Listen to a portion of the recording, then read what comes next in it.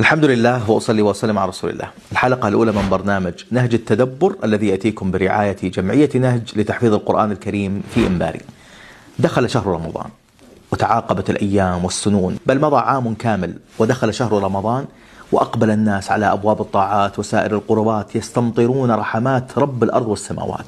ومن أعظم الأبواب التي يتقرب فيها إلى الله في هذا الوقت وفي هذا الشهر المبارك الدعاء الذي تستمطر به الرحمات وتفتح به أبواب السماوات وتستنزل به الأرزاق والبركات.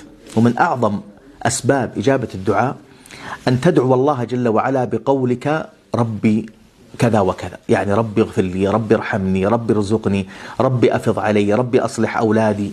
الدعاء بقولك رب هو دعاء بالربوبية، توحيد لله جل وعلا واعتراف بربوبية الرب سبحانه وتعالى.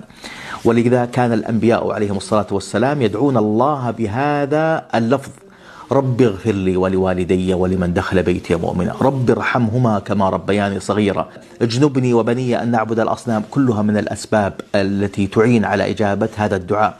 ولذلك إذا دعوت الله جل وعلا بذلك حققت مرتبة الربوبية والتوحيد لله جل وعلا، وأيضا اقتديت بأنبياء الله وأصفيائه، وكان ذلك بإذن الله سببا لقبول دعائك.